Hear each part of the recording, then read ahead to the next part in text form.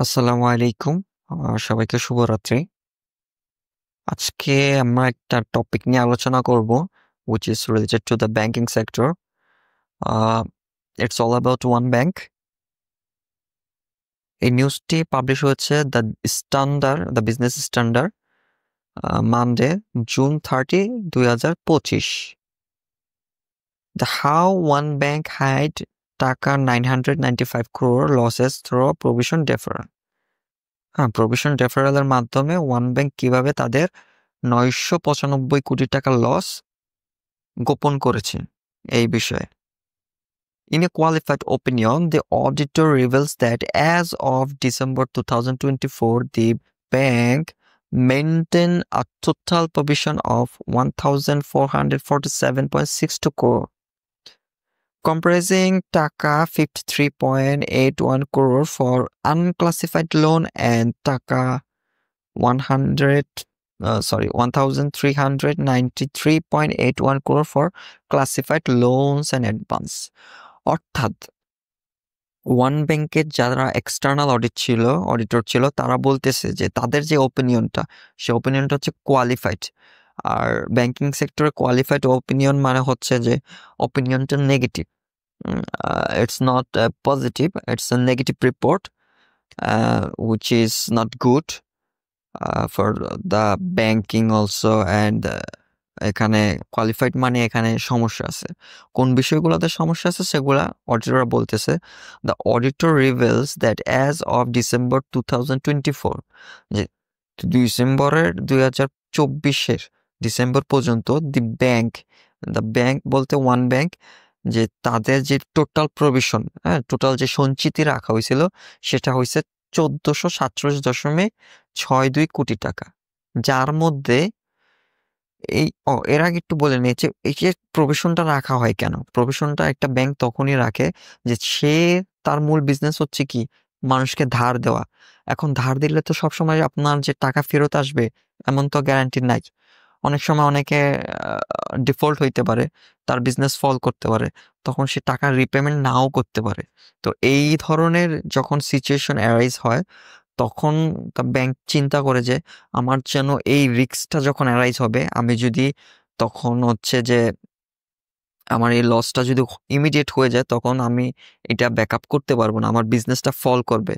তো এই জন্য ব্যাংক তার প্রফিটের কিছু অংশ থেকে আগে থেকেই একটা সঞ্চিতি জমায় জমায় রাখতে থাকে ওইসব হোল্ডারদের জন্য, যাদেরকে ব্যাংক কনসিডার করে যে তারা সম্ভাব্য ডিফল্টার বা সম্ভাব্য এন্টিটি, যারা কিনা তাদের যে ইন্টারেস্ট কিংবা তাদের যে মূল টাকাটা দিতে ব্যর্থ হবে। হ্যাঁ, এই জন্য প্রভিশনটা মেনটেন করা হয়। আর আরেকটা কথা বলা হচ্ছে যে এর মধ্যে তো এখানে ওয়ান ব্যাংক তাদের হচ্ছে 1447 কোটি টাকা এরকম একটা সঞ্চিতি তারা রাখছে। ওকে, ফাইন, উইচ ইজ গুড। কিন্তু ঘটনাটা কি? ঘটনাটা হচ্ছে ব্যাংক বলতেছে এইটার মধ্যে মাত্র 53 কোটি টাকা হচ্ছে যে আনক্লাসিফাইড লোন। এখন যারা বোঝেন না যে আনক্লাসিফাইড লোনটা কি, তাদের একটু বোঝার স্বার্থে আমি বলে নেই, আপনারা গুগল করলেও জানতে পারবেন যে আনক্লাসিফাইড লোন হচ্ছে ওই সমস্ত লোন, যেই সমস্ত লোনগুলা হচ্ছে যে এখনো ডিফল্ট হইয়া যায় নাই বা এখনো হচ্ছে যে তারা ব্যাড লোন না, তাদের হচ্ছে যে ইন্টারেস্টটা পেমেন্ট করে যাচ্ছে, বা কনসিডারেট অ্যাজ এ গুড, হ্যাঁ, তাদেরকে বলা হচ্ছে যে ক্লাসিফাইড। তাদের কাছে তাদের মধ্য থেকে ওই সকল এন্টিটির কাছ থেকে মাত্র 53 কোটি টাকা হচ্ছে আপনার রাখা হয়েছে প্রভিশন। আর 1393 কোটি টাকা ক্লাসিফাইড লোনস অ্যান্ড অ্যাডভান্স, যেটা আপনার টোটাল প্রভিশনের খুব বড় একটা অংশ। সেখানে বলা হচ্ছে যে এই পরিমাণ অর্থ সঞ্চিতি রাখা হয়েছে যারা কিনা যে ওয়ান ব্যাংক থেকে টাকা নিছে, নেওয়ার পর এখন আর তারা পেমেন্ট করতে সক্ষম না, বা ভবিষ্যতে তারা ডিফল্ট হইতে পারে বা ব্যাড ডেট হইতে পারে কিংবা দেউলিয়া হইতে পারে। হোয়াট এভার যাই হোক, ব্যাংক কনসিডার করতেছে যে তাদের কাছ থেকে টাকা নাও পাওয়া যাইতে পারে। সো এই জন্য এই ধরনের লোনগুলার এগেনস্টে একটা ব্যাংক তাদের সঞ্চিতি ক্রিয়েট করে রাখতেছে। আর এই সঞ্চিতি ক্রিয়েটটা একটু বোঝানোর সুবিধার জন্য বলে দেই আপনাদের যে সঞ্চিতিটা হচ্ছে আপনার প্রফিটের অংশ থেকে যে কিছুটা অংশ সরায়া রাখা, যে ভবিষ্যতে তার লস মার্ক আপ করার জন্য। এরপরে যে জার্নালিস্ট লেখছে এখানে উনি আরেকটা খুব সুন্দর একটা ইনফোগ্রাফ দিছে আমাদের বোঝার সহজার্থে, একটা ওভারঅল সামারি যে কি হয়েছে ঘটনাটা। চলুন আমরা পড়লে আমরা ক্লিয়ারলি বুঝতে পারব যে one bank faces several provision shortfall. One bank তাদের প্রভিশনের শর্টফল আছে, ঘাটতি আছে। Shortfall and provisioning, required provision, total provision kept যেটা অলরেডি আমরা টাইটেলে পড়ে আসছি 53 কোটি আর হচ্ছে 1393 কোটি, যেটা মেলায় হচ্ছে 1447.62 কোটি টাকা এটা ব্যাংকের সঞ্চিতে সংরক্ষিত রাখছে। কিন্তু ইন্টারেস্টিং পার্ট হচ্ছে এইটা যে প্রভিশন শর্টফল আছে। হ্যাঁ, প্রভিশন শর্টফল আছে কত? 1757.45 কোটি টাকা। অর্থাৎ আপনি যে 1400 কোটি টাকা রাখছেন এর বাইরেও আরো আপনার ঘাটতি আছে কত? যে 1797 কোটি টাকা। অলমোস্ট আপনার 120%, 120%, 120%ও বেশি, 100%ও ডাবল হয়ে গেছে। এরকম একটা অ্যামাউন্ট আপনার, সরি পার্সেন্টেজটা বলেছি, এটা আপনারা ক্যালকুলেট করে নেবেন। যাই হোক, যে বড় এক সংখ্যক একটা অ্যামাউন্ট যেটা কিনা ব্যাংক তার কাস্টমার কাছ থেকে আর পাবে না, এরকম একটা ব্যাংক যার এগেনস্টে কোনো প্রভিশন বা সঞ্চিতি ব্যাংক রাখে নাই। অডিটর কমেন্টস, কি কমেন্ট করছে? Had the bank made the full provision as per Bangladesh Bank guideline, it would have reported a net loss of 995.43 crore. অর্থাৎ ওয়ান ব্যাংক যদি বাংলাদেশ ব্যাংকের যে গাইডলাইনটা আছে, যে প্রফেশনালের জন্য যে গাইডলাইনটা মেনটেন করা বিআরপিডি 14, ওই গাইডলাইনটা মেনে যদি তারা প্রভিশনিং করতো তাইলে তাদের নেট লস হইয়া দাঁড়াইতো 2024 অর্থ বছরে 995 কোটি টাকা। ঠিক আছে, তার মানে কি উড হ্যাভ রিপোর্টেড, মানে হচ্ছে 995 কোটি টাকা তাদের লস হইতো। তার মানে কি ব্যাংক এই 995 কোটি টাকা লস দেখায় নাই, লস না দেখায় তারা প্রফিট দেখাইছে। হোয়াট এভার, সামনে যাই। Classified loans in 2024, it's jumps 44% to 3,858.76 crore। মানে বুঝতেছেন যে 24 সালে গভর্নমেন্টের যে রিজিমটা চেঞ্জ হওয়ার পর যে অডিটররা যে অডিট করতেছে সেখানে তারা দেখলো যে 23 সালের কম্পারিজনে 24 সালে যে ক্লাসিফাইড লোনের পরিমাণ দাঁড়াইছে সেটা দাঁড়াইছে 44%। 44% and represent 17.40% of total disbursement of loan, যেটা কিনা তার সম্পূর্ণ loan ডিসবার্সমেন্টের 17%। Financials for 2014, the net interest income jumped 43% to টাকা 608 crore। অর্থাৎ নেট ইন্টারেস্ট ইনকাম জাম্প করছে 34%, 604 crore। আর নেট প্রফিট রাইজ হচ্ছে কত?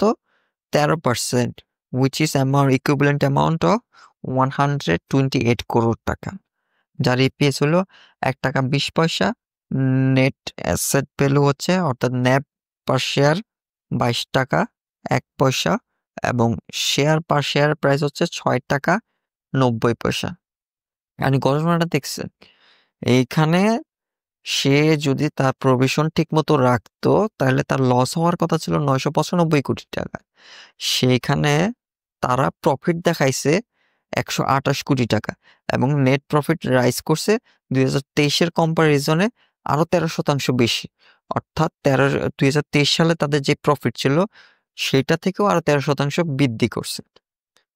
Plans and issuing subordinate bond, bond size করছে কত? 600 কোটি টাকার বন্ড ডিসবার্সমেন্ট করছে 7 ইয়ার্স, 7 বছরের পিরিয়ড টাইমের। Mode of insurance private placement, purpose to enhance tier two capital. অর্থাৎ এই যে তাদের যে প্রফিট 128 কোটি টাকা, যদিও এটা তাদের প্রফিট দেখাচ্ছে, কিন্তু এখানে ওভারঅল যে সিনারিওটা দাঁড়াইছে, ব্যাংক যে লোনগুলা দিছে সেগুলা তো মানুষ রিপেমেন্ট করতেছে না, তাদের ইন্টারেস্ট দিতেছে না, আসল টাকা দিতেছে না। As a result one bank যে তাদের যে ক্যাপিটাল শর্টেজের মধ্যে ভুগতেছিল, তখন তারা কি করছে, তারা তো তাদের ওই লসগুলার যে শর্টফলগুলা ওগুলো প্রভিশন না করে, ডিলেট করে, ডেফারেল করে তার প্রফিট দেখাইছে। তখন যে শেয়ার হোল্ডাররা দেখছে যে তাদের ওয়ান ব্যাংকের তো প্রফিট হইতেছে, যে 13% ইনক্রিজ করছে প্রিভিয়াস ইয়ার থেকে, 128 কোটি টাকা এবছর প্রফিট করছে। তখন যাইয়া শেয়ার হোল্ডাররা আরো বেশি এই কোম্পানির প্রতি, এই ব্যাংকের প্রতি ট্রাস্ট অর্জন করছে। এখন এই প্রফিট দেখায়া তারা কি করছে, বন্ড ইস্যু করছে 600 কোটি টাকা। এই 600 কোটি টাকার বন্ড ইউজ করছে, যেটা 7 বছর মেয়াদের। আপনি যদি পারচেস করেন তার 7 বছর পর এটা আপনি হচ্ছে এটা ইয়ে করতে পারবেন। এই 600 কোটি টাকা তারা কি করছে, তো পারপোজ কি ছিল, to enhance tier two capital. অর্থাৎ ওই যে তাদের তো শর্টফল হয়ে গেছে, তারা তো মানুষজনের টাকা তুলতে পারতেছে না, তাহলে তারা যে ব্যাংকিং অপারেশন চালাবে কিভাবে, নতুন যারা লোন নিতে আসবে তাদের লোন দিবে কিভাবে। তো এই ক্যাপিটাল রাইজ করার জন্য তারা এই 600 কোটি টাকা বন্ড ছাড়ছে। তো এই ইনফোগ্রাফের মাধ্যমে আমরা টোটাল যে সিনারিওটা যে ওয়ান ব্যাংকের আমরা মোটামুটি বুঝতে পারলাম, ঠিক আছে। তো এই যে 24 সাল, এই 24 সালের এই যে সিনারিওটা, এই সিনারিওটা টোটালটাই হচ্ছে যে যে আমাদের যে পাস্ট যে গভর্নমেন্ট শেখ হাসিনার রেজিম, ওই চেঞ্জ হওয়ার পর, ইউনিশ সরকার আসার পর যে ব্যাংকিং সেক্টর গুলাতে সব জায়গাতে যে কি পার্সোনাল যারা যারা বোর্ড অফ ডিরেক্টর, ম্যানেজমেন্ট, ওইখানে একটা বড় সড়ো লেভেলের চেঞ্জেস আসে। এবং এই চেঞ্জেসের পর থেকে তারা নতুন করে অডিট করে, এবং এক্সটার্নাল অডিটর যাদের থাকে তাদেরকে ফুললি অথেন্টিসিটি দিয়ে এবং সহায়তার মাধ্যমে বলা হয় যে আপনারা অডিটটা ভালোভাবে করেন, যেন হচ্ছে এটা ট্রু পিকচারটা যে মানুষের কাছে, শেয়ার হোল্ডারের কাছে শো হয়। তাহলে আমরা এখন যেটা বুঝতে পারতেছিলাম যে এইখান থেকে, যে এইটা তো একদিনের ঘটনা না, এটা এর আগেও হয়েছে, 23 সালেও হয়েছে, হয়তো 22 সালেও হয়েছে, হয়তো আমরা জানি না।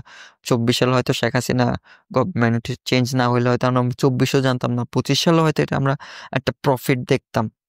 হয়তো এই বছর আমরা দেখতাম যে 16% একটা প্রফিট রাইজ করছে, তখন জনগণ জানতো না, ঠিক আছে। তো তখন এইভাবেই চলতে থাকতো।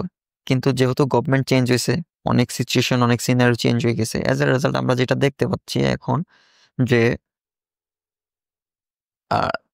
যে ব্যাংকিং, যে আমাদের যে বাংলাদেশ ব্যাংকের যে অ্যাকচুয়াল যে ব্যালেন্সটা, যা ব্যাংকিং সেক্টরে যে আমাদের অ্যাকচুয়াল যে ব্যালেন্সটা দেখাচ্ছে, এটা আসলে ওই পরিমাণ অর্থ তাদের হাতে নাই। It's just about the digital figure, or we can say balance sheet value, which is just showing balance, not has any physical existence. এতটুকুর মাধ্যমে বোঝা যাচ্ছে। এর আগে আমরা দেখছি যে ইসলামিক ব্যাংক ছিল, যে 6টা Islamic bank, First Security Islamic Bank, Exim Bank, Global Bank, ISIBL, ICB, Union Bank. ইউনিয়ন ব্যাংকে 15,000 কোটি টাকার মতো, বিভিন্ন নিউজে আপনারা নেট কাটলে দেখতে পাবেন 15,000 কোটি টাকার মতো শর্টফল। এবং এই সবগুলা ব্যাংকগুলোতে যে ক্যাপিটাল বা প্রভিশনিং এর একটা শর্টফলের যে একটা ঘাটতি আছে। তার মানে কি, এখন যে ব্যাংকগুলো অডিট হচ্ছে সেখানে আমরা একটা পিকচার দেখতে পাচ্ছি, সবার picture on an average same. যে 23 সালে যেটা ছিল, 24 সালে সে একটা হিউজ জাম্প। হ্যাঁ, লেন্ডাররা পেমেন্ট করতেছে না, ঠিক আছে। তারপর হচ্ছে তাদের হচ্ছে প্রভিশনিং শর্টফল আছে, অপারেট করার মধ্যে এনাফ ক্যাপিটাল নাই। তো আমাদের দেশে যে আসলে ফাইন্যান্সিয়াল অবস্থাটা কতটা গুরুতর, কতটা ভয়াবহ, এই এই নিউজগুলো দেখলেই বোঝা যায়। তো ব্যাংকিং সেক্টর গুলাতে আপনারা আপনাদের টাকা সেভিংস করার ক্ষেত্রে খুবই সাবধান থাকবেন। আহ, আসলে আমরা তো নিউজ পড়ি না, নিউজ পড়লে হয়তো বুঝতে পারতাম, বা আমরা নিউজ পড়লে হয়তো ওইরকম জ্ঞান রাখি না। আমরা এই বিষয়গুলো আসলে আমাদের চর্চা করা উচিত। To enhancement of general knowledge, it's all about general knowledge. আপনার এতটুকু জেনারেল নলেজ থাকা উচিত ভাই। আপনি দিন শেষে ব্যাংকে টাকা রাখবেন, আপনি ব্যাংকে ইনভেস্টমেন্ট করবেন, ব্যাংকিং চ্যানেল করবেন, কিন্তু ব্যাংকটা কতটুকু সেফ, কোন ব্যাংক আপনার জন্য ভালো হবে, এটা অ্যানালাইসিস করার মতো জাজমেন্ট যদি আপনার মধ্যে না থাকে, দিন শেষে ভাই আপনি লুজ করবেন, মানি লুজ করবেন। ঠিক আছে, এখানে অন্য কারো দোষ দিয়ে লাভ নেই। তো এই আর্টিকেলটা পুরোটা আপনারা চাইলে পড়তে পারেন। এখানে আমি পুরোটা পড়লে হয়তো আরো লম্বা হয়ে যাবে। তারপর আমি কিছু কি পয়েন্টগুলো আলোচনা করি। তারা হচ্ছে আর 11% প্রফিট গ্রোথ দেখাইছে, নেট প্রফিট দেখাইছে 127 কোটি, মানে 128 কোটি, এবং হচ্ছে ম্যাসিভ নেট লস যেটা হাইড করছে 995 কোটি, এটা আমরা অলরেডি ডিসকাস করে ফেলছি। Qualified opinion in according Bangladesh directive issue the required profession against loan and sand advance 3345 crore টাকা। বাংলাদেশের ব্যাংকের যে ডিরেক্টিভস তাদের মতে, যে অডিটর তাদের মতে, যে এই ওয়ান ব্যাংকের লোনের প্রভিশনিং হওয়ার কথা ছিল 3345 কোটি টাকা, কিন্তু ওইখানে রাখা হয়েছে মাত্র 1447 কোটি টাকা, যার মাধ্যমে আমরা 1700 কোটি টাকার একটা শর্টফল দেখতে পেলাম।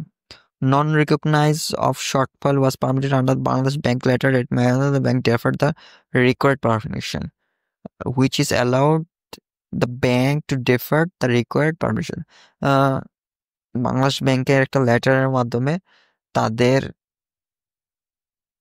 যে প্রভিশনটা সেটা ডেফার্ড করার পারমিশন নিছে one bank. The auditor stated that had the full provision has been recognized, the department would have been reported loss, would have in that case the loss per share would have been 9 টাকা 34 পয়সা, and the net worth would be dropped 1223 কোটি টাকা। অর্থাৎ তাদের যে net ওর্থটা showing করতেছে 2345 কোটি টাকা, সেইটা প্রায় অলমোস্ট হাফ 1223 কোটি টাকা ড্রপ করতো। তাহলে আর্নিং পার শেয়ারটাও কমে যেত। The significant gap between the reported profit and actual financial obligation rise concern about the transparency and the bank true financial wealth according to market analysis. খুব গুরুত্বপূর্ণ একটা কথা লাগছে এই জার্নালিস্ট। এতদিন কেন তারা এইভাবে লেখেন আমি জানি না, ঠিক আছে, ওগুলা সবসময় লেখা উচিত ছিল। যাই হোক, সামনে যাই। Attempts to contact the bank secretary John Sharkar for comment were unsuccessful. As he did not respond to the call. অর্থাৎ যে ব্যাংকের যে সেক্রেটারি ছিল জন সরকার, ওনাকে আর রিচ করা যাইতেছে না, উনি কল পিক আপ করতেছে না। এবং এই বিষয়ে যে এই যে ওভারঅল যে সিনারিটা দাঁড়াইলো, লস হওয়ার পরেও তারা প্রফিট দেখাইলো, এই যে ব্যাংকিং সেক্টরে ঘাটতি, তাদের যে টোটাল ওয়েলথটা ওভার এস্টিমেটেড করে দেখানো হলো, এই বিষয়গুলোতে তিনি কোনো কমেন্ট করতেছে না। The share price of one bank closed 6 টাকা 90 পয়সা, stock market as on Tuesday. Despite the current financial challenges, the board of directors has approved the issue of one bank subordinate, which will be carrying floating interest rate. This issuance is subject to approval from the regulatory authority. The banking trust এখন board of director যারা আছে, management decision নিছে 600 কোটি টাকার মতো তারা capital rise করবে through the bond issuing the floating interest rate. এটা স্বাভাবিক, which is very common, because আপনার এনাফ লিকুইডিটি তো থাকতে হবে আপনার অপারেশন কন্ডাক্ট করার মতো, লোন দেওয়ার মতো, মার্কেটে সার্ভাইভ করার মতো ক্যাপিটাল তো থাকতে হবে। ওইরকম পর্যাপ্ত ক্যাপিটাল তো আপনার কাছে নাই। সো এটা তাদের কিছু করার নাই, নিতেই হবে। In 2020, bank net interest income rose 608 কোটি টাকা from 452 কোটি টাকা in the previous year. ব্যাংকের যে নেট ইন্টারেস্ট ইনকাম সেটা বাড়ছে কত, 600 কোটি টাকা ফ্রম 452 করোড়, অর্থাৎ 452 কোটি টাকা ছিল যেটা আগের অর্থ বছর, এই বছর এসে সেটা 608 কোটি টাকা হয়েছে। In the first quarter of the private sector, the lender net টাকা দিয়ে করে দিচ্ছে। পুরো আর্টিকেলটা আপনারা পড়ে নেবেন, এখানে আরো কিছু বিষয় বলা আছে, এই বিষয়গুলো আমি আর আলোচনা করলাম না। তো দিন শেষে একটা কথা হচ্ছে আমাদের বলতেই হয় যে আমাদের যে এডুকেশন সিস্টেম বা আমাদের যে বিজনেস সিস্টেম, হ্যাঁ, এই বিষয়গুলো অ্যানালাইসিস করার মতো এনাফ নলেজ আমাদের নাই। ওকে।